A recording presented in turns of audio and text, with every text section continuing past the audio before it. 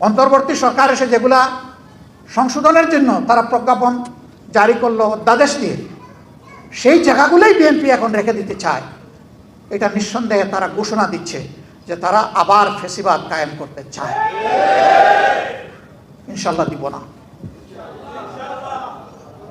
ত্যাগ এই দেশবাসী স্বীকার করেছে, করব ইনশাল্লাহ।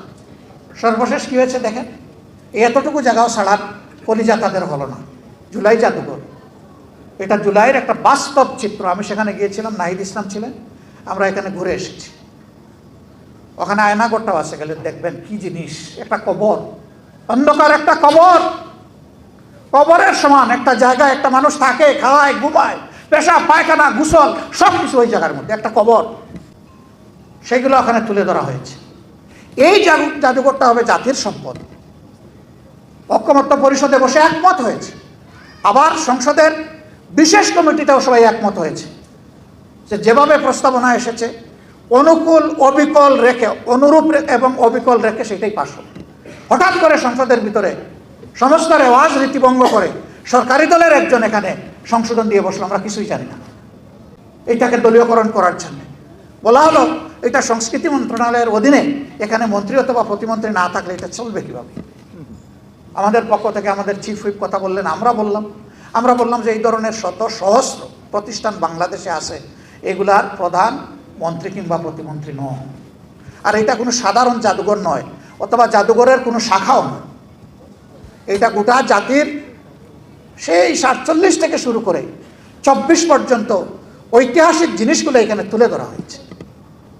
এই জাদুঘরটাকে আল্লাহর রাস্তে আপনারা রাজনীতিকরণ করবেন না। প্রথমে এক যুক্তি দিল, শেষে গিয়ে খোলামেলা বলে ফেলল যে আমরা তো নির্বাচন করেছি দলীয় সরকার কায়েম করার জন্য। থলির বেড়াল বের হয়ে গেছে। জনগণের সরকার কায়েম করার জন্য নয়, দলীয় সরকার কায়েম করার জন্য। ভাই বোনেরা, আমরা সেই দুঃখ, ক্ষোভ, যন্ত্রণা, ব্যথা এবং ঘৃণা নিয়ে সেদিন ওয়াকআউট করেছি।